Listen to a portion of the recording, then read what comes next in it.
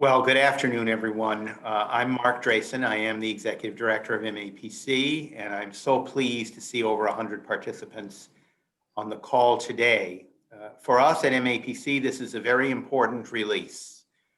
We published our regional plan, Metro Future, in 2008, and at that time, we published, and I'd like to say tacked up on the post office wall, a document that was called the 10 Most Wanted Datasets in Metro Boston.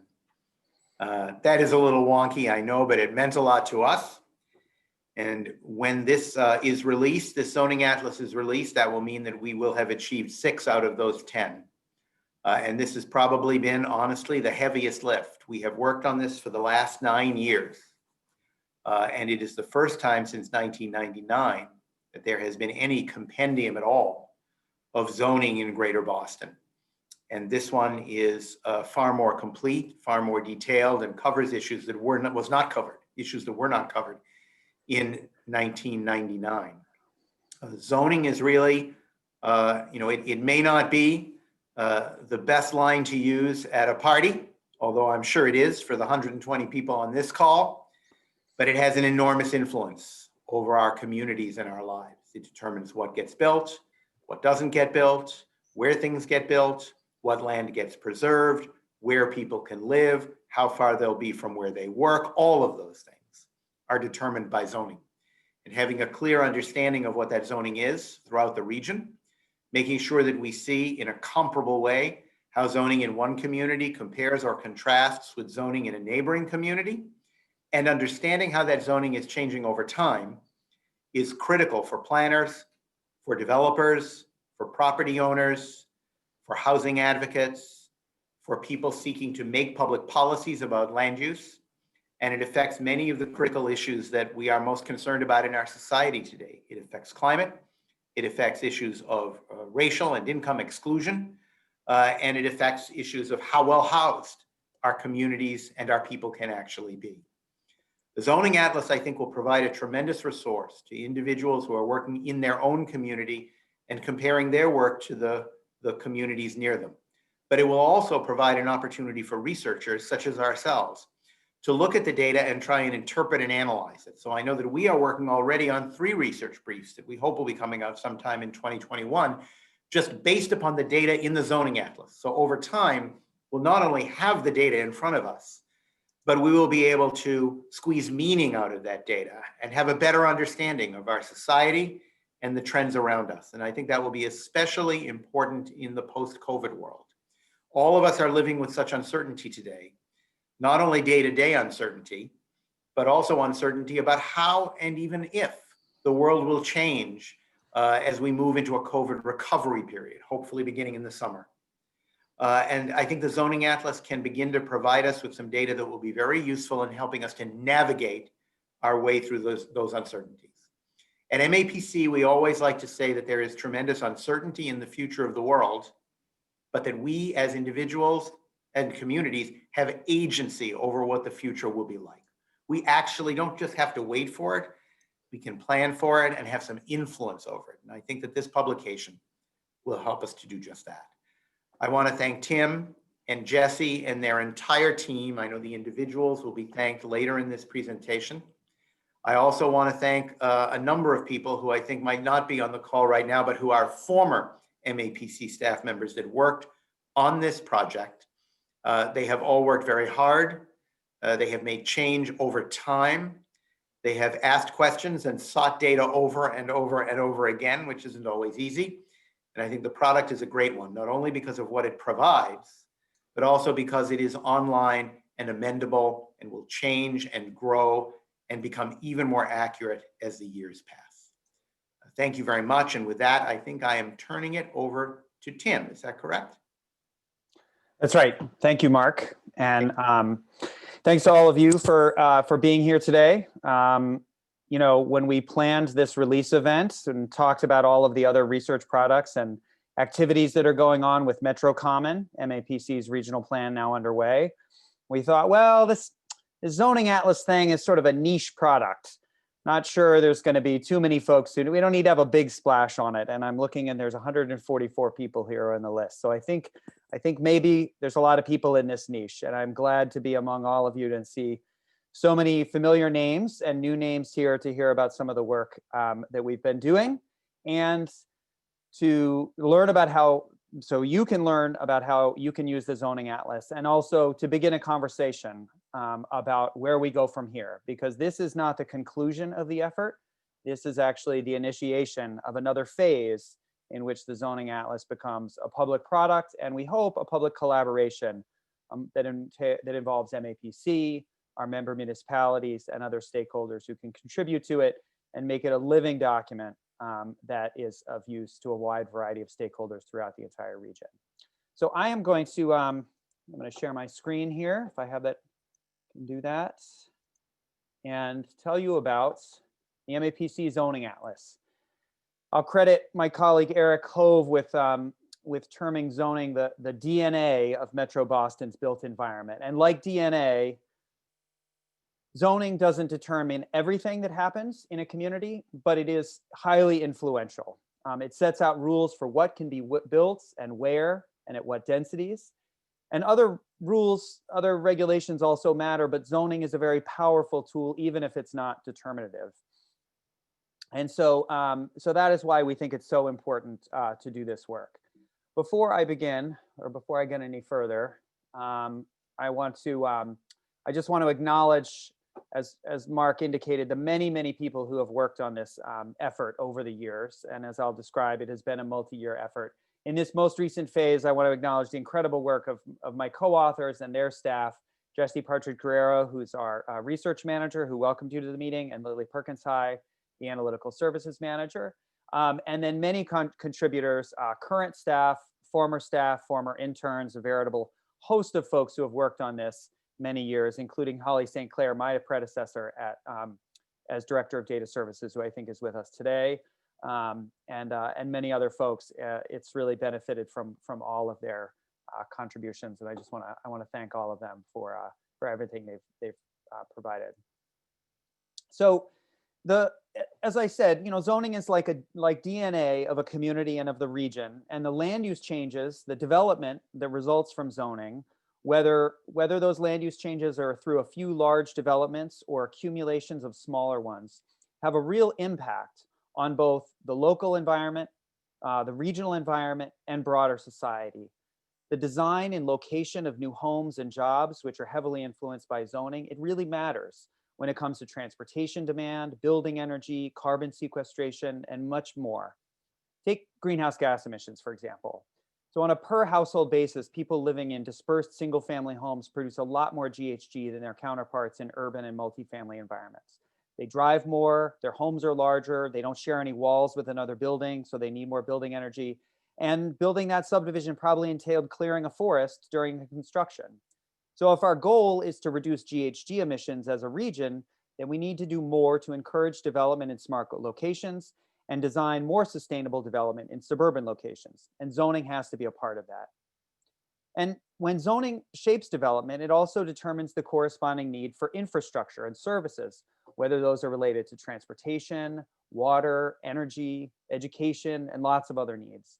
And a clear land use plan implemented through zoning will make it easier and more efficient to plan for investments in services.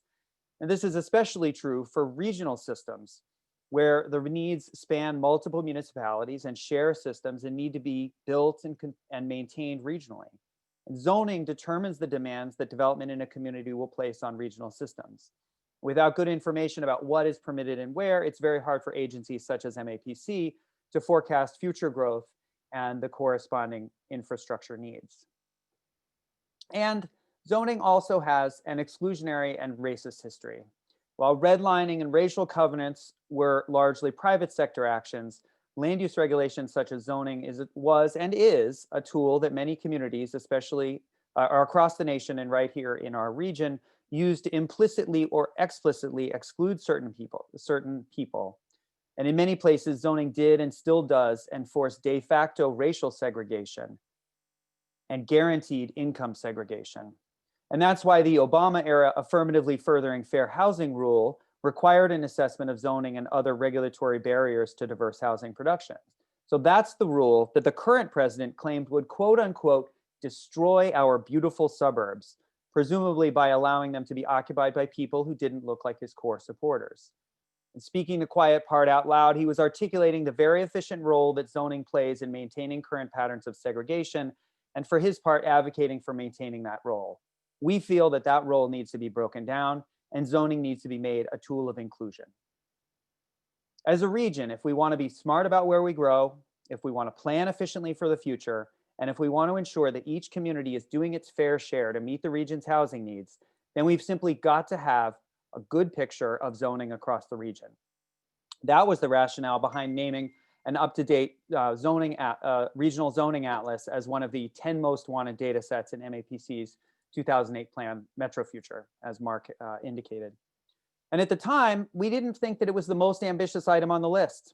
A statewide zoning map had been previously assembled in 1999 by MassGIS with support from Energy and Environmental Affairs. And we had used that data for Metro Future land use forecasting. We figured that we could simply ask municipalities for updates, incorporate the changes, add Boston, and we'd be all set. Sure, we want to add a couple extra bells and whistles, but how hard could it be? It turns out it was really hard for a lot of reasons. Getting the data, interpreting the data, deciding how to organize it, and so forth. And we found that out very quickly. We started in 2011 with consultation with users and municipal staff. We modified and expanded the MassGIS zoning data schema and added layers for overlay districts. And we sent out a data request to municipalities seeking the data. At first, they came in very quickly, and then they came in slowly. And as we worked to try to collect the data that hadn't come in and interpret what we had, the funding we had set aside was exhausted. And so the project sort of dragged on, and we had to fit the work in other ways as opportunities arose. But we continued to work on it, and we continued to collect data. And we restarted the effort in earnest in 2019 in order to support MAPC's new regional plan, MetroCommon. And we've also been working on new land use forecasting tools with MassDOT and with Energy and Environmental Affairs. And those tools require better information about current zoning constraints, which gave us another reason to do this work. And over the last year and a half, Lily and her team and Jesse, as well as our digital services manager, Ryan Kelly, have really organized their staff to push through and make this major push to prepare this first release of the full data set. So at this point, you might be asking yourself, yeah, but Tim, what about all those exceptions? Does zoning really matter? What about the special permits? What about the variances? What about all the subdivision rules and regulations, the spot zoning, the non-conforming uses, the 40Bs, the Title Vs, all the other ways that zoning doesn't really determine what gets built, that other things also have a really important role? And to which I would say, you're right. You're right. There are certainly a lot of other regulations matter, and a lot of land use rules that are made ad hoc through discretionary processes. But in most places, it's safe to say most development has some relationship to the zoning regulations for the site. Single family subdivisions, retail strip developments, industrial parks, office parks, those are all uses that are generally built largely conforming to the underlying zoning and that have substantial impacts on the region's landscape, our systems, and our environment. And while there may be some variation in how those things get built, the broad plan of underlying zoning comes through. I would also say, and I may be old-fashioned, but I hold on to the notion that zoning is supposed to be the regulatory expression of a community's vision for its future land use and development. Even if cities and towns are not required to maintain conformity between the master plan and the zoning, as they're required to do in other states, there should be some nexus between the two.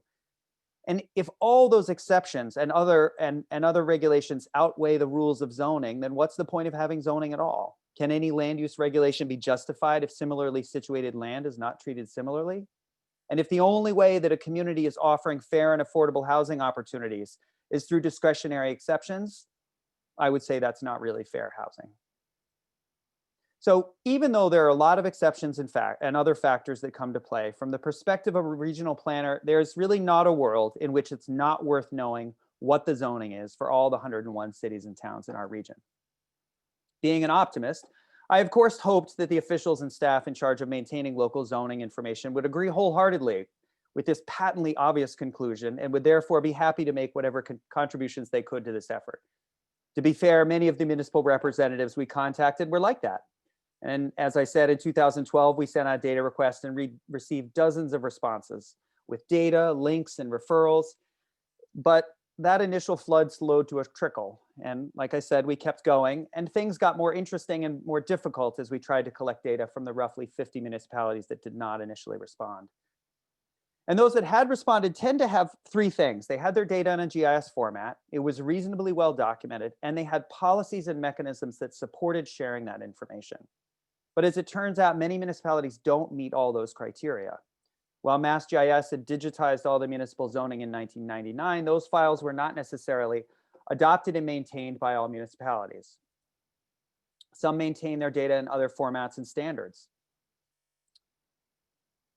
And others rely on paper or PDF maps of the zoning districts. Some cities and towns have spatial data but haven't kept it current as boundaries changed and as new districts are added. Some municipalities referred us to consultants they use to maintain their data because they don't actually own or maintain it themselves. Some shared the data with a proviso that it was not to be shared beyond MAPC, which is an odd request for a public data being shared with another public agency working specifically on implementation of a regional plan strategy entitled Democratizing Data. Quite a few cities and towns took a long time to respond, and 10 municipalities never supplied data or responded at all. Now, if MAPC, a public agency that is responsive to all these municipalities, has this much trouble getting access to municipal data, what must it be like for a member of the public or a developer looking to get digital zoning maps? Well, Rob Goodspeed, who was a former MAPC staff person who worked on this project, later, while he was a grad student at MIT, he conducted an experiment. He sent public records requests to all 351 cities and towns in Massachusetts, seeking zoning, sewer, and parcel data in electronic format. He received responses from about 9 out of 10 municipalities. And of those that did offer to make the data available in a digital format, more than half charged a fee to access the data, in some cases up to $450. And many shared it with licensing restrictions or data use limitations that, as Rob put it, could have a, quote, chilling effect on creative reuses or redistribution. In extreme cases, municipalities refused to release existing data altogether, claiming that such data was exempt from public records request, an assertion that really has no basis in the law. So what he showed here was that and what we observed as we were doing this work, is that current practices with regard to municipal zoning generally run counter to the principles of government transparency and equitable engagement, which posit that all of those affected by policy decisions should have ready access to the information used to guide those decisions, not to mention the policy output itself, that is, the zoning map for a community. And those practices also provide unfair advantages to developers, attorneys, or realtors that have inside knowledge and relationships within a community, while disadvantaging those who have not previously worked there. This is especially true for developers seeking to build much needed workforce and affordable housing in suburban towns where Byzantine regulatory pathways stand between a proposal and a building permit. It's no wonder so many developers opt for a comprehensive permit to build multifamily housing. Now, collecting the zoning maps is one thing, but we needed not only the maps, but also the bylaws or ordinances that spell out what is allowable in each zone and what densities and through what processes. Now, these are generally harder or easier to get, rather, because they're written documents and they don't require spatial formatting, but they still come in a variety of formats: PDF files, Microsoft Word documents. In some cases, they're websites hosted by third-party providers such as MuniCode. Some municipalities post the zoning text as a scanned document on their website, making it hard, if not impossible, for users to search, copy, or quote the code itself. And the lack of standard formats and definitions for zoning codes renders local bylaws and ordinances largely inaccessible and opaque to those without abundant time to find and parse the zoning text. But even when you have the zoning text in front of you and the map loaded in your GIS program and up on your screen, figuring out what it all means is no mean feat. Every code regulates uses, densities, dimensions, permitting processes, and so forth. But not surprisingly, every city and town does it just a little bit differently. Some codes provide data tables, while others provide a narrative description or bulleted list for each district. Meanwhile, some codes include regulations in both a table and as part of the narrative. Even the nomenclature varies. Some codes present dimensional standards, others offer a schedule of dimensional requirements or a table of intensity regulations, and so forth. This variation in naming may be inconsequential for the effect on the application, but it makes it difficult to even search for the relevant information in a zoning ordinance or bylaw. And then, of course, there are terms that have no standard definition: multifamily, accessory dwelling unit, height, and percent lot coverage, for example, may refer to slightly different things or be calculated in slightly different ways in different municipalities. Even the definition of something as basic as lot area is non-standard and may exclude wetlands and floodplains in some municipalities or districts, but not in others. And it's not just the terminology that varies, it's also the very basic approach to how development is regulated. In residential districts, some municipalities set forth a minimum lot size. Others specify a maximum number of units per acre. There's also complex rules for street frontage and setbacks, widths, so forth. For multifamily housing, mixed use, and commercial districts, the approaches are even more varied, often including some combination of height limits, lot coverage limits, open space requirements, setbacks, and rarely direct regulation of the floor area ratio, which is nationwide the most common way that most municipalities regulate building density. Now, even when you figured things out, you can't be confident that standards apply uniformly within a zone. Some codes set different standards based on location or proximity to other resources. FAR limits might depend on the proposed height or minimum lot area. Parcels abutting another district or roadway type or resource area could have special requirements. And these exceptions can be overwhelming. In one case, a single zone had no fewer than 58 footnotes describing specific exceptions or edge cases. And finally, the region zoning codes are riddled with options that require discretionary approval by a designated authority, whether for particular dimensional flexibility, use, parking requirement, or other standard. Again, the special permit requirements may only apply in particular cases within a zone. So determining what is permitted by right is not even straightforward within a single zone for a single use. So all of this, I hope, goes to show, and hopefully not at too much length, that the region zoning codes, that zoning information in Greater Boston is hard to access, hard to interpret, and hard to standardize. Any attempt to do so will necessarily be only an approximation of the regulation's effect. And for all the reasons I described earlier, we believe that an approximation is better than nothing. So we forged ahead and did our best to define and populate a set of core fields that would allow us to draw a comprehensive picture of the essential regulatory elements. And these core fields include maximum housing units per acre, minimum lot size, maximum floor area, maximum height, and whether multifamily uses were allowed by right with a special permit or not at all. And as you may suspect, not every zoning code presents its regulations in those terms. So in most cases, we need to estimate values for our core fields based on other standards. For example, few municipalities regulate floor area ratio directly, but there are formulas we can use to estimate maximum FAR based on height, parking, and open space requirements. Again, and I can't stress this enough, the results of these efforts at interpretation are at best an approximation of the zoning regulation, a sort of abstract version of a highly complex and subjective institution. And we know that our interpretations are likely incomplete, and in some cases, they may be wrong.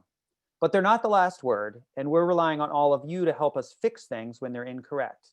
Because the zoning atlas is designed not as a definitive final product, but as a work in progress that will improve and become more useful with contributions from municipalities and stakeholders. That goal is built into the website and all of the infrastructure that surrounds it. For example, the source of each core field estimate is included in the data set itself. So any user can look there and see how we arrived at the effective value published online. If you see an error that needs to be corrected, we've got a feedback form that allows you to specify what needs to be fixed and how. If you want to review the technical methodology, that's published online as a living document. And if you want to request features or contribute to the mapping tool itself, all that source code is posted on GitHub. And of course, the data is available for download in a variety of formats without any fees or use restrictions.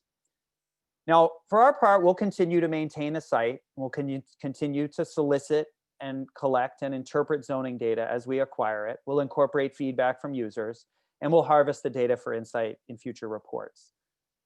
But we'll need to maintain this over time and incorporate updates as they're adopted at the local level. And unfortunately, there's no comprehensive reporting mechanism for municipalities to share their zoning information with a state or regional database.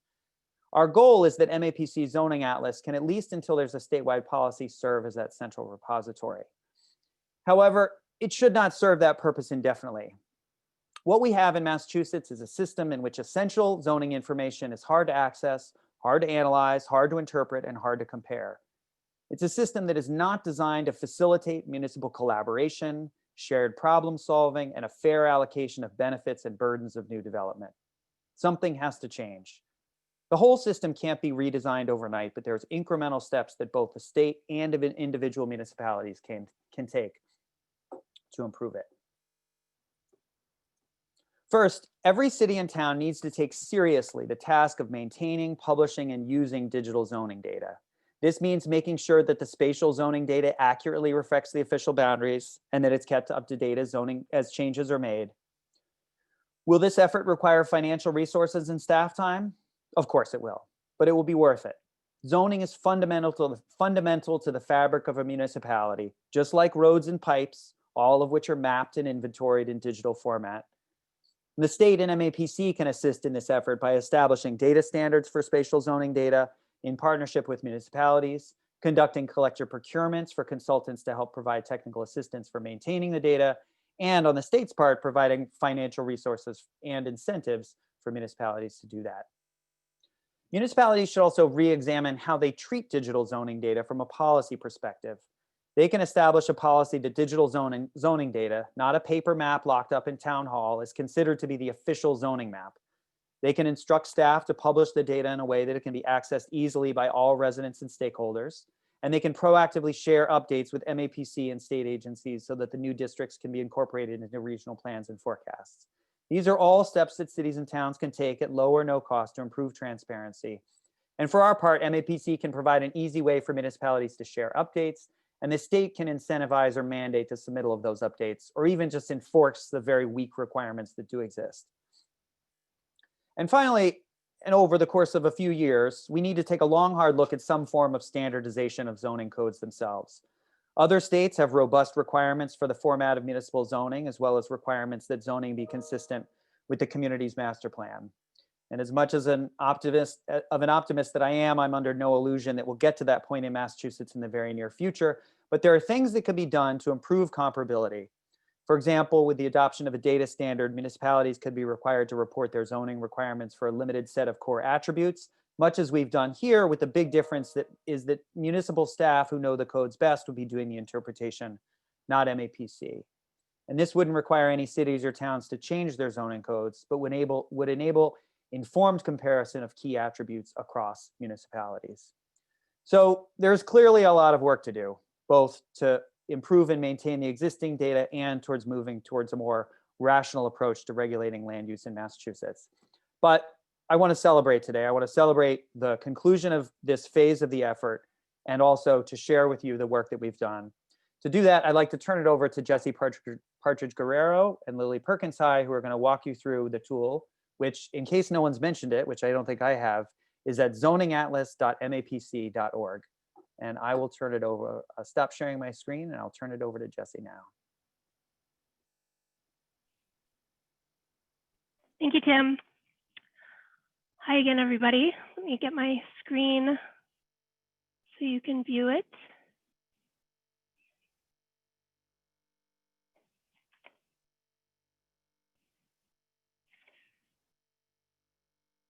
And I'm going to take you on a quick tour of the site. Can everybody see my screen properly? Okay, great. So Tim gave us a nice overview of our data collection efforts and kind of the complexity of the data that we have collected and standardized for this database and website. And here is the result of all of the great efforts of all the folks that that Tim mentioned, in particular our digital services team, the analytical services team, and the research team. Everybody had a role to play in this, in building this website and getting all the data ready for today. So when you open the website, you'll land on this welcome screen, and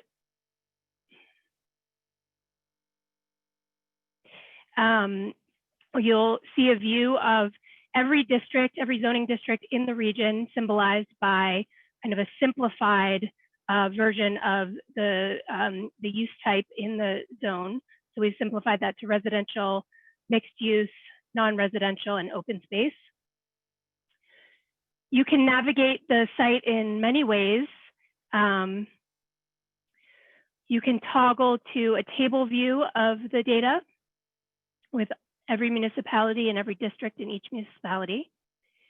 You can explore the map by looking at the different data symbolized in different layers. You can filter on those different layers by municipality, by the zone use type, here by multifamily housing, whether multifamily housing is allowed by right, by special permit, or not allowed at all. And then in this next example, we are showing, similarly, you can filter on the table view. And here we're looking at lot details in Hopkinton, looking at lots where floor area ratio is greater than 0.5 allowable or greater than 1.5.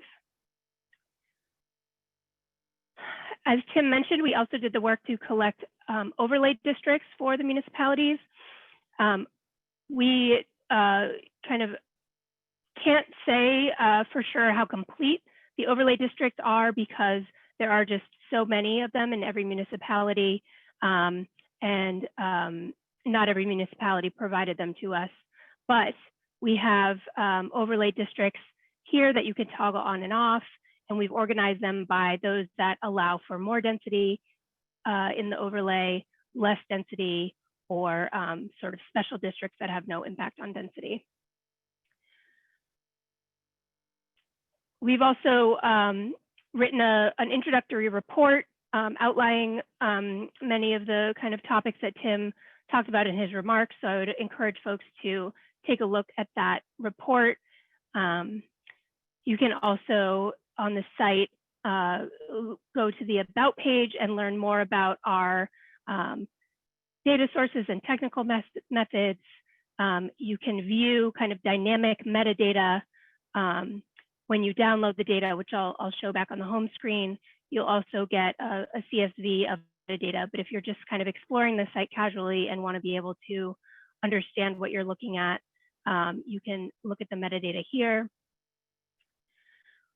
Tim already mentioned all the contributors, so many contributors that I had to zoom out on my screen to fit them all in this screenshot. And I just want to highlight that our former staff and interns are scattered now all over the region, the country, and even the world, as far as Finland and Kyrgyzstan. So we've had an incredible bunch of folks work on this data throughout the years. And finally, and most importantly, I want to leave us today with the feedback mechanism on the site. We, as Tim said, this data is imperfect. Kind of by nature, it's always going to be imperfect, but we'd like to get it as accurate as possible with your help. So what to do if I've noticed some data is incomplete or out of date? There's a description here that will take you through instructions, but as I'll demonstrate here on that table view, there's an icon, and you can click on the icon and it will take you to a form. We ask that you do provide your name and email so that we know who's provided the edit and how we can reach you if needed. And then the rest of the fields are optional, and you please kind of fill in the data that is more accurate, or if you can't kind of find a way to fill in what you need here, you can leave a general comment or more detail in the comment. So we do ask that you please explore the data for your municipality.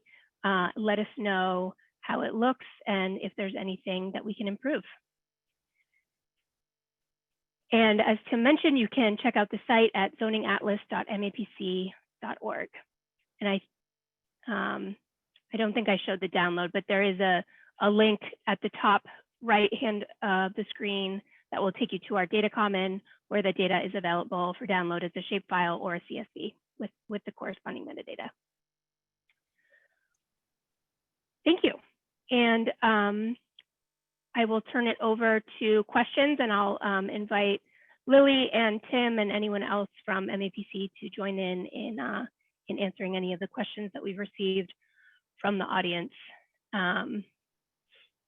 Jesse, we've got a question in the chat. If you could go through a simple search in the Atlas, how you would search for a municipality or Yes. some other Let me attribute. see if I have a screenshot.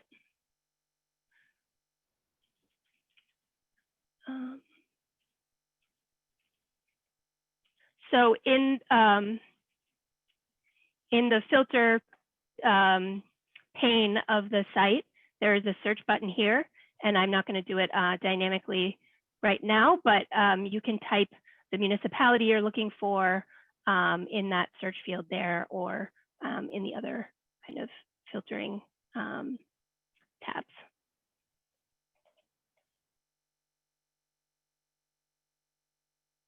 All right, let's see what other questions we have here.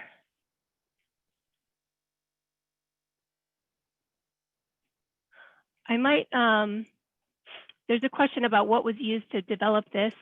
I might turn that over to one of our digital folks if somebody's on the line. I believe, yes, Mapbox was a part of it.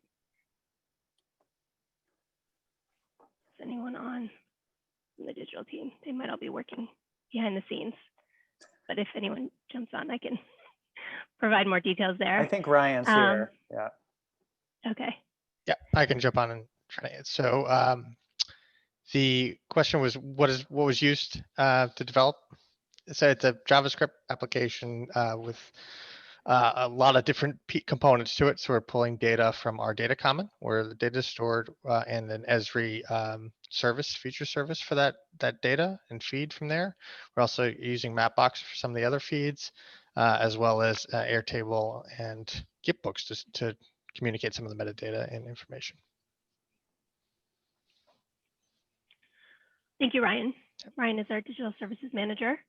I see the question here from Carolyn about searches across municipalities. I don't know if, or across multiple bylaws. I don't know, Tim, if this is what you're referring to, but the question is whether we can search for things such as payment in lieu.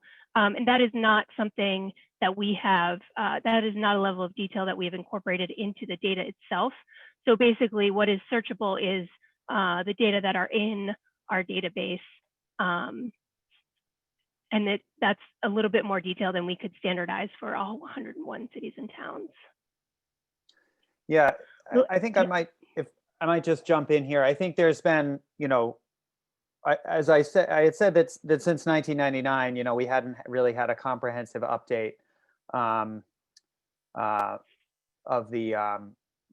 zoning data across the region.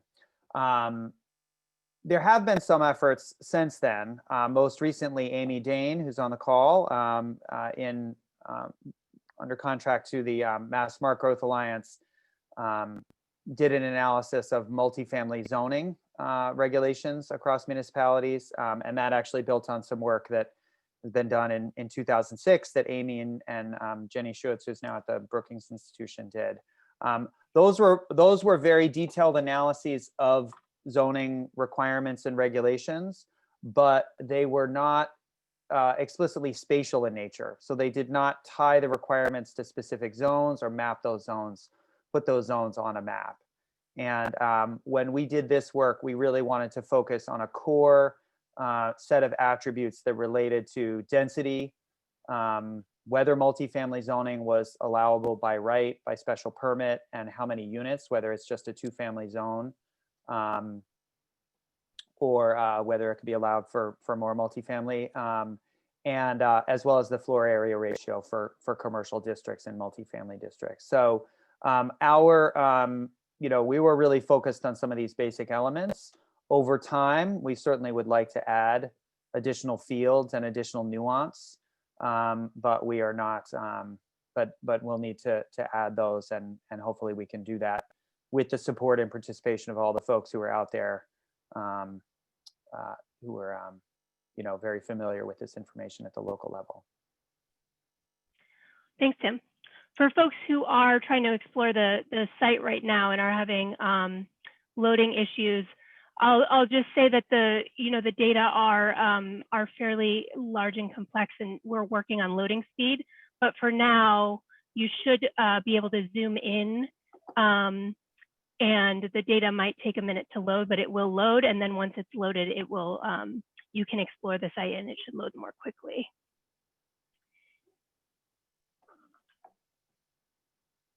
Let me go back here. So a question from Joy, will MAPC be able to continue to maintain this atlas as communities change their bylaws and ordinances? The answer there is yes, absolutely. We hope to, but we need your help. We would like for everyone on this call today or on the Zoom today to really please take the time to explore the atlas and that feedback feature so that you can let us know when you've updated your zoning, and you can provide us feedback as specific as our floor area ratio in District X should be Y, or you can simply send us an email saying that you've updated your zoning and how. If you've updated your spatial data, you can email us a shapefile with the newest boundaries. And there are kind of a number of ways to get in touch with us on the site.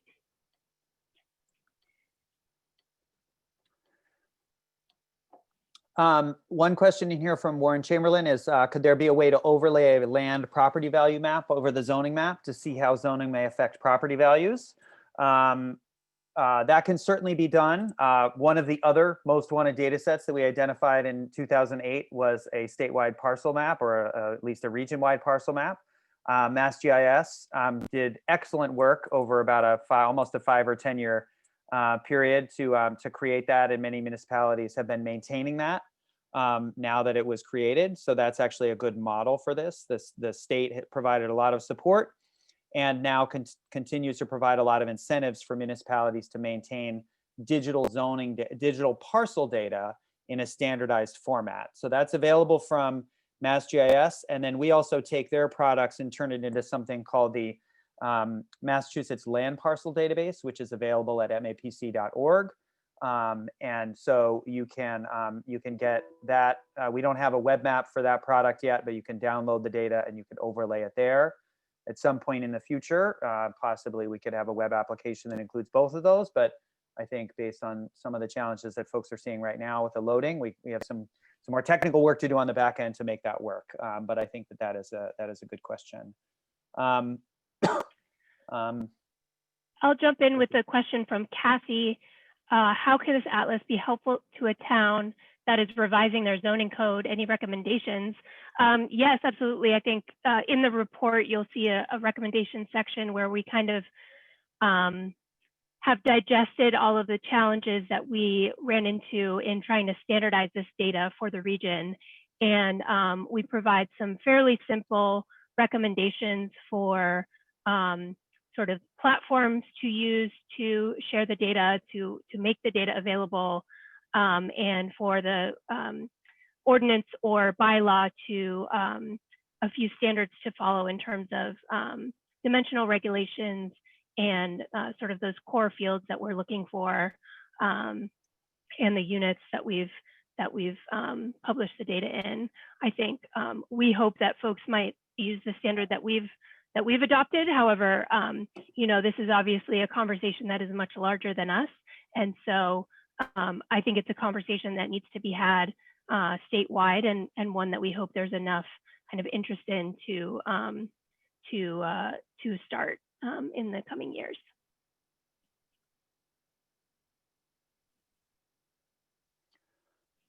I know folks are having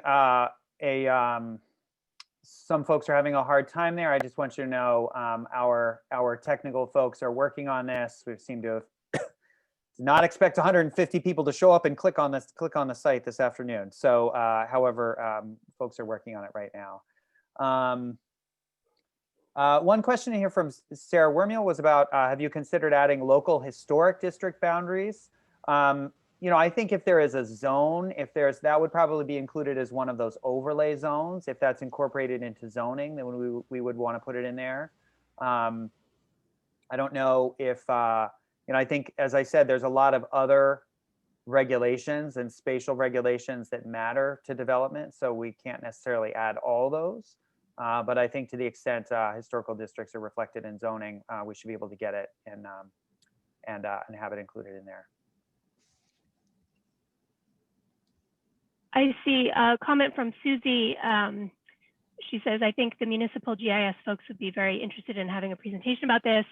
Absolutely, if folks are interested in a kind of presentation for your staff or anyone really, we would love to come or I guess virtually share the site to more folks. So you can kind of email the link on the feedback link on the page, or you can email me at jessie.partridge@mapc.org.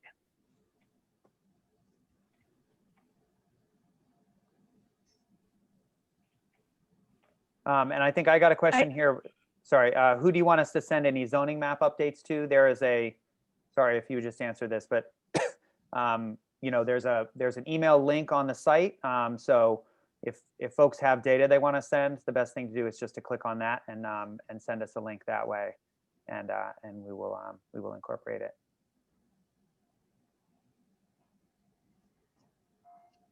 I also just want to acknowledge folks for providing suggestions on overlays. As Tim said, we are definitely interested in building out more features on the site over time. So we're very open to suggestions for those overlays.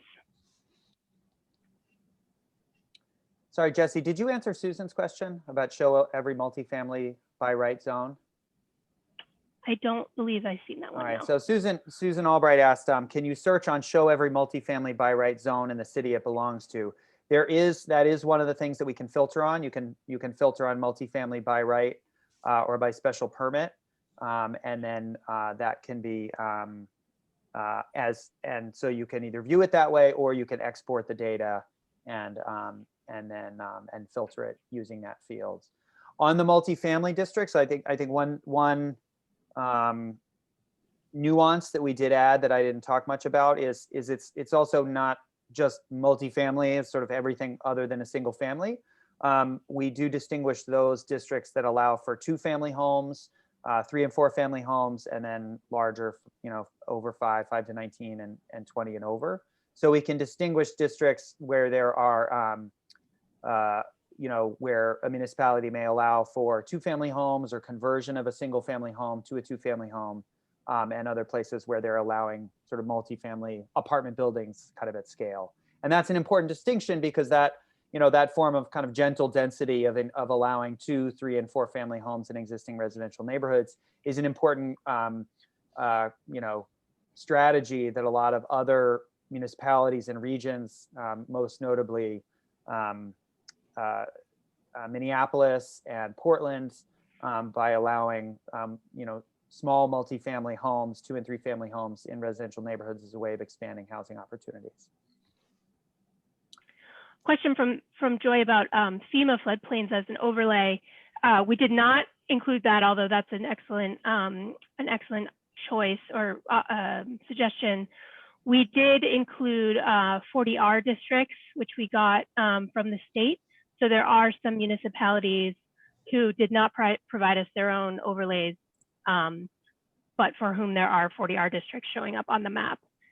So FEMA floodplains is another one we could fill in for the whole region.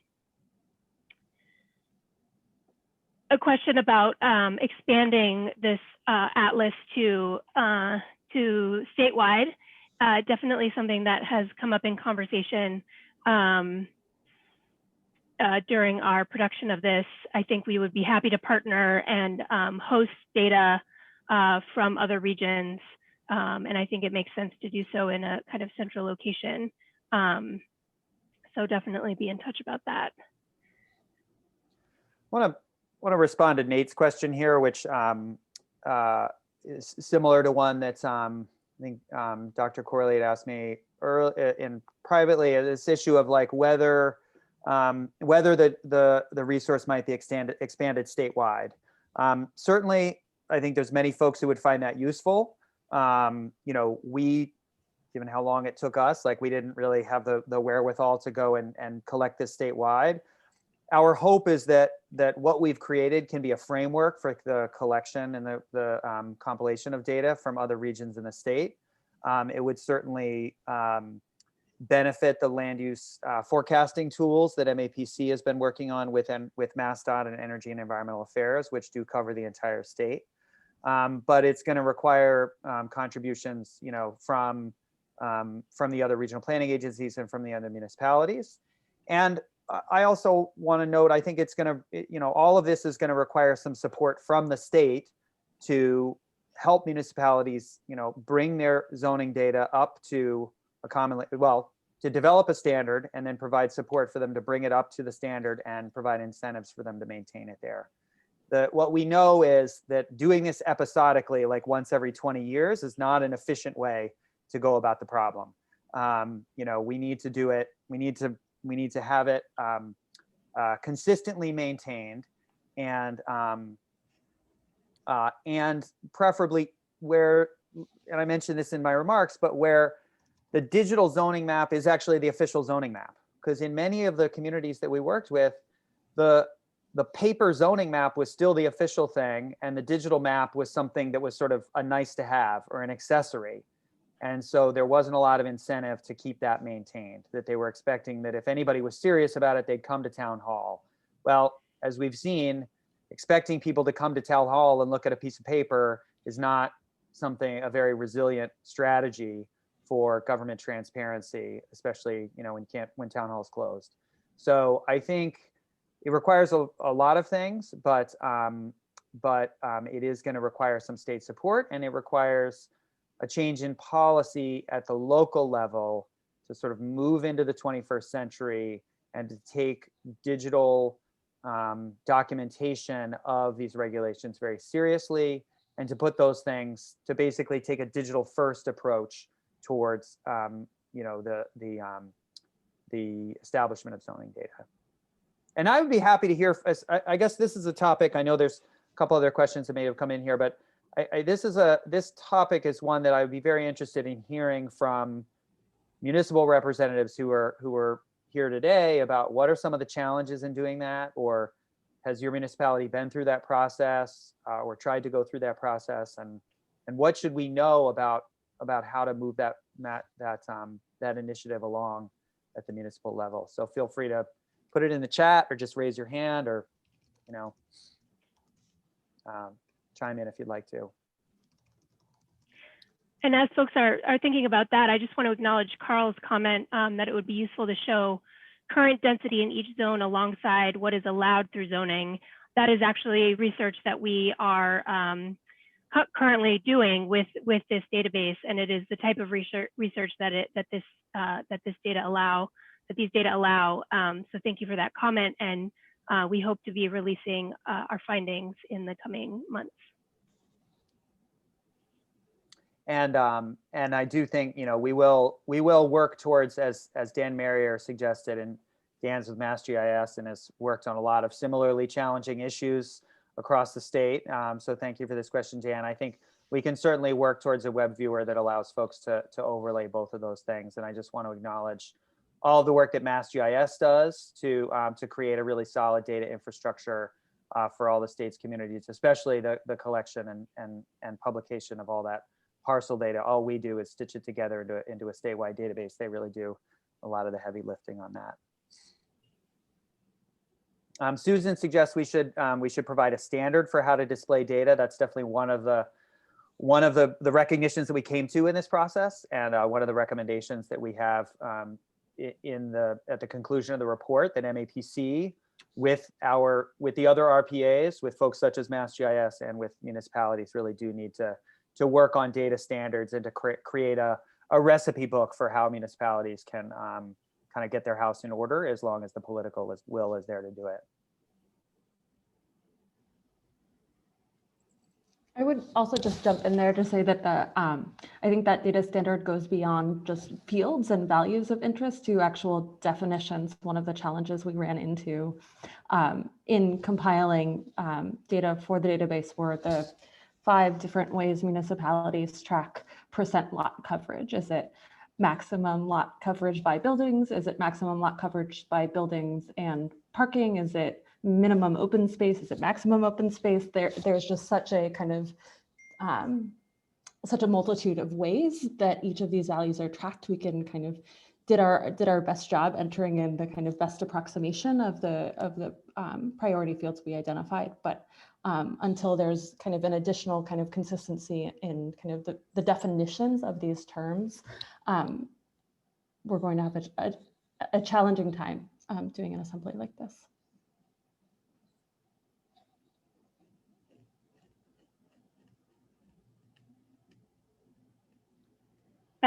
Amy, Dane, thank you for joining, and just wanted to acknowledge the great work you did last year that we've referenced in the report. Has a question about whether we have impressions to share about changes in the maps at a regional level since 1999. That's a great research question and not one that we have been able to tackle yet. But we'll keep it in mind, or if anyone here today is ambitious enough to take that on, please let us know what you find.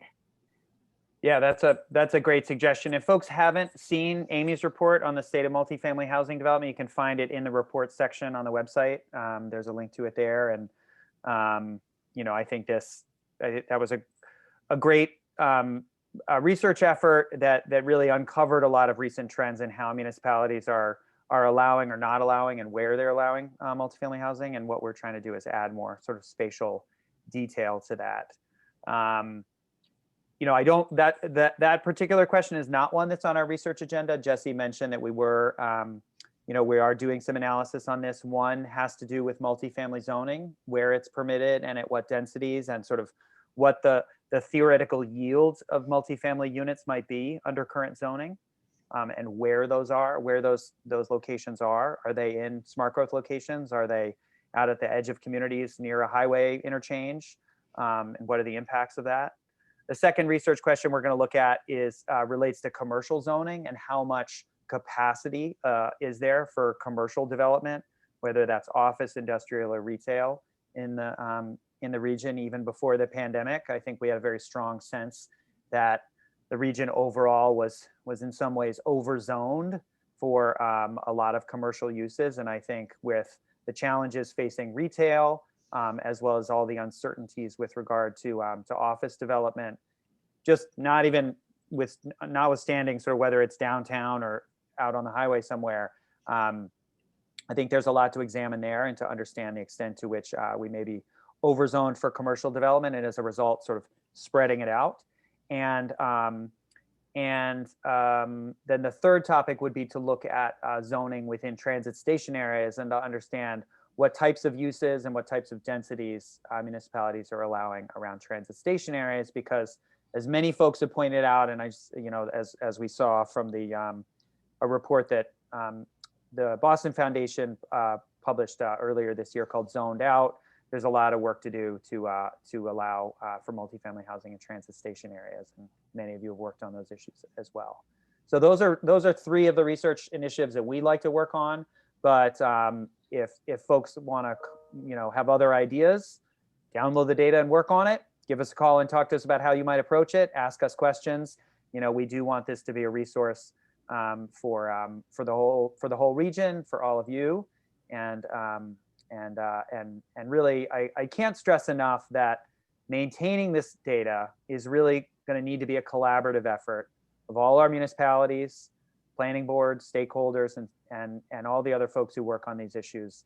We can't, keep it up to date all by ourselves, and so we're looking to you to tell us where we got it wrong, what we need to add, how we can make it better, and how you'd like to collaborate with us to find insight and to use it to help shape a more equitable and a more sustainable region. That having been said, I note that it's 4:01, and I want to maybe sort of officially bring us to a close. If folks want to hang around and ask questions, by all means, we can do that. But I want to again acknowledge all the incredible work of the staff in the Data Services Department and across MAPC have contributed to this. Karen Edelman, who helped us edit the report, and the communication staff who's helped us design it, as well as a lot of other activities, and my colleague Eric Hove with Department of Strategic Initiatives, who's leading the MetroCommon work. It really has been, as Mark can attest, a long and agency-wide effort, and I'm gratified to have had such a great number and capability of staff working with us on that. So Mark, would you like to close us out? I saw you turn your camera back on, and maybe you want to say some final words? Just because I turned my camera on, Tim, does not mean I have anything to say. I think you can close us out just fine. All right. All right. Well, thank you, everybody. By all means, let us know what you find. Be in touch. And if folks want to stick around and ask questions, we'll be on the Zoom for a little while longer. Thanks for coming today, everybody. Enjoy the snow and be safe.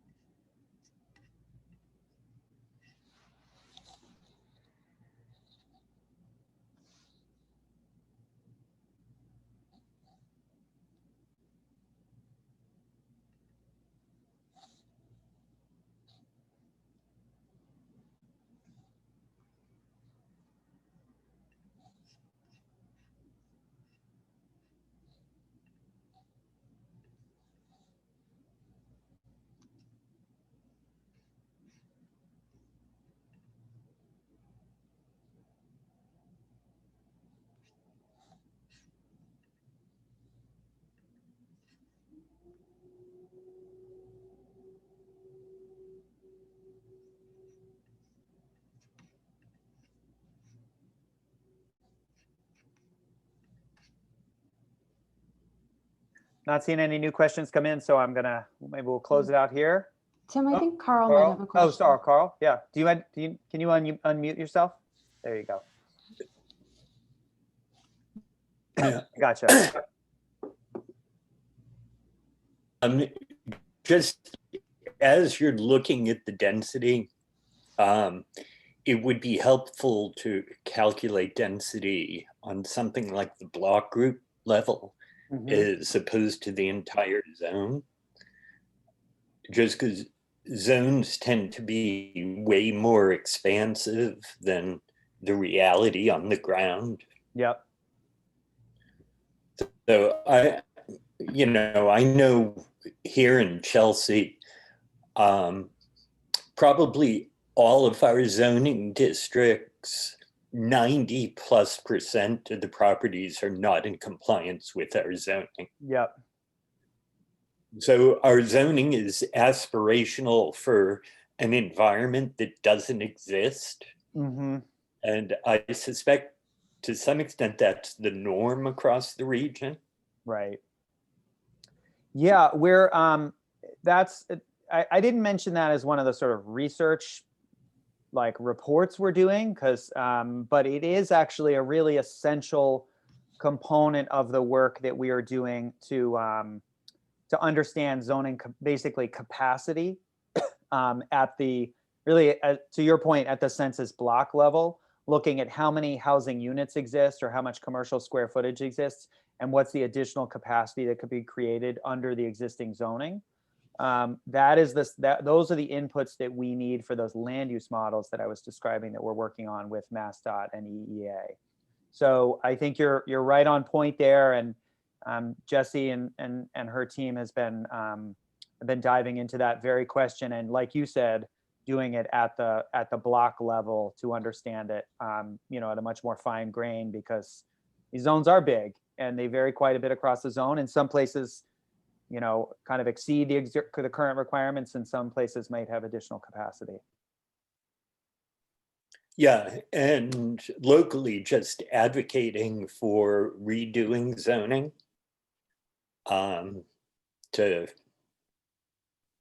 is difficult, and data certainly help. Yeah.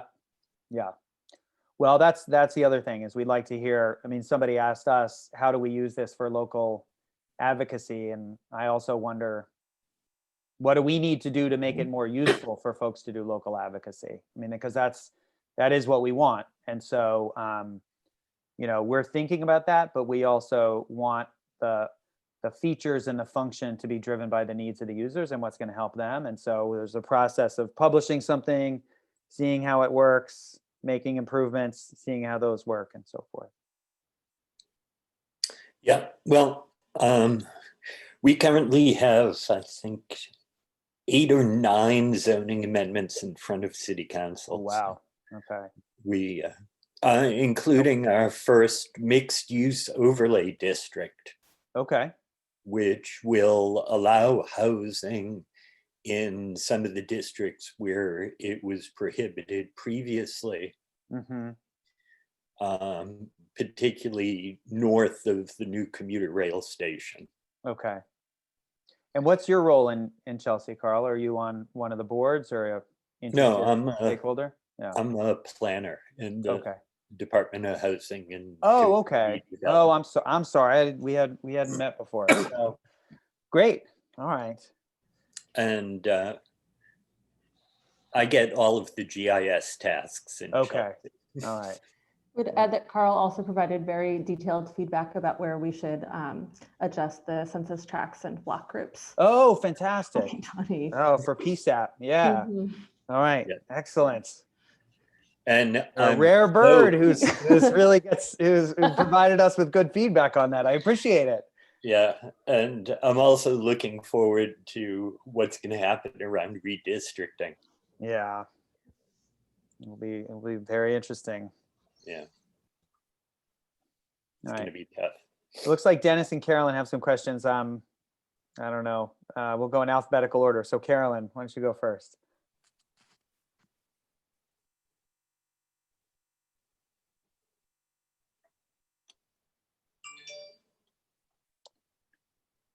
Yeah, I think I cannot unmute you.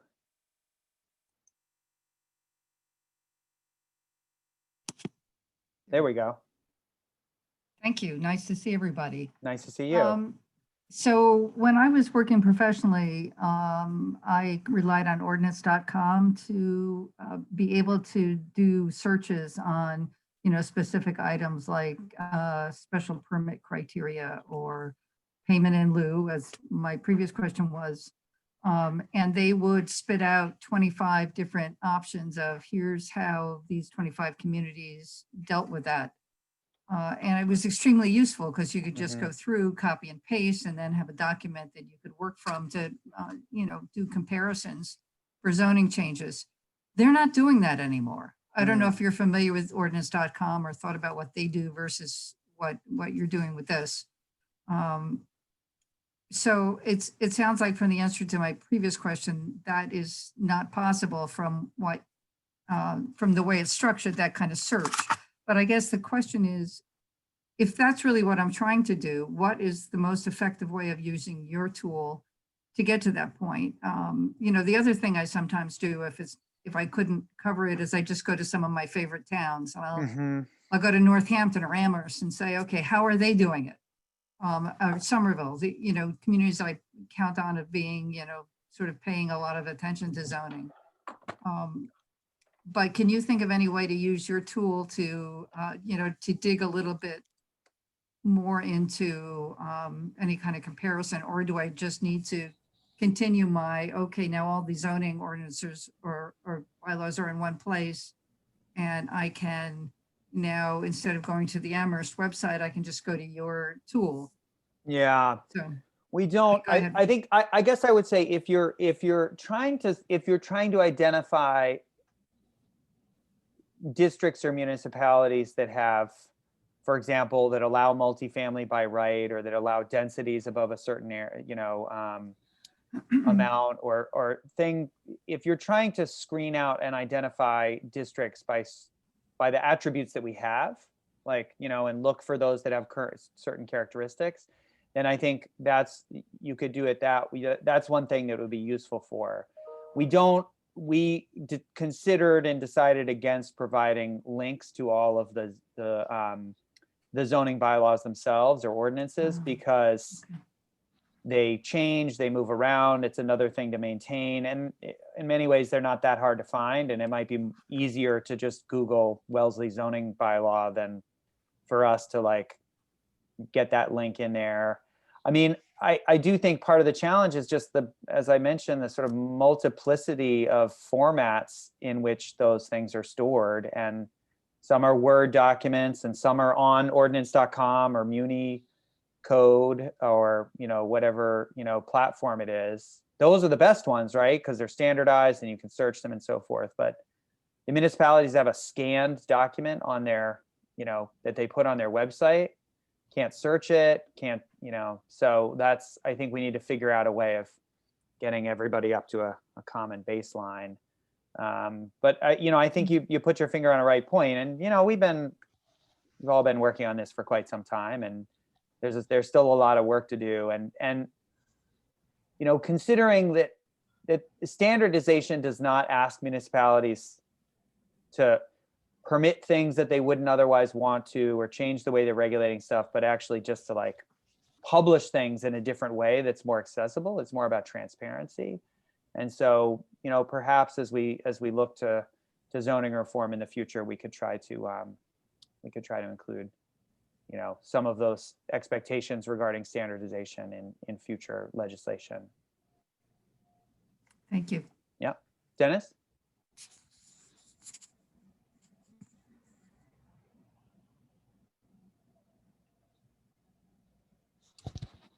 There you go. Hi, Tim. Hi, how are you? I'm fine, thanks. Good. So, I attended, a lot of MAPC meetings over the years, and I'm an architect. So, Yep. But I live in Newton, and I've been involved with the City of Newton Planning Department for the last 2.5 years. They're in the process of doing a large-scale redo of their zoning ordinance. And in fact, I have a meeting coming up with a Zoom meeting with the city planners coming up in another 4 days. Two of the things I've been trying to push them to do long ago when Charlie Baker started, trying to propose legislation was asking everybody to standardize the definitions. And I said to them, look, start with the IBC building code, because every architect knows those. It's a standard that's universal. And while we're redoing it, I was saying this is the time to standardize everything. Yeah. But I don't know if you have, so the IBC code won't have all the definitions and that you would use for zoning. They would have some, Yeah.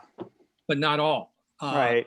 So I'm trying to come up with some suggestions that, and I'm just asking, do you actually have, after all of this research, do you have, or can you easily put together a standardized set of definitions for zoning?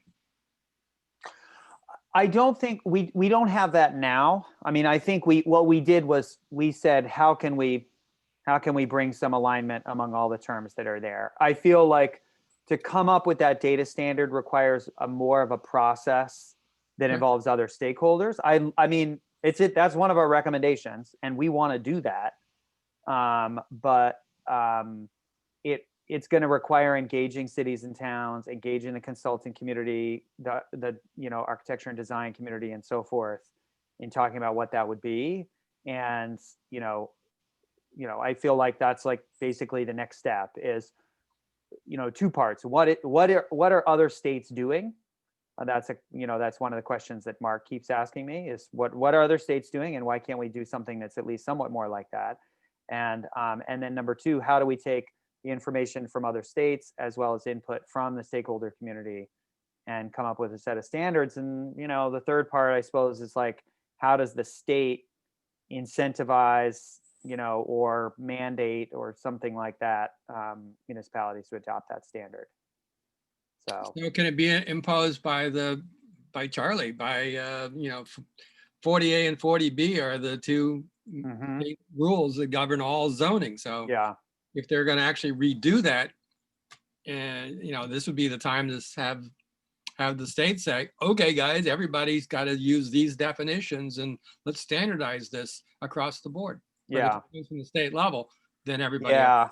Yeah, and we have to figure out where. I mean, you're singing my song for sure. I mean, I think we have to figure out how you sort of where you get that hook in. With regard to parcel data, what the Department of DOR said was that if you're not maintaining your parcel data in the level 3 standard, then it's gonna be an issue with recertification.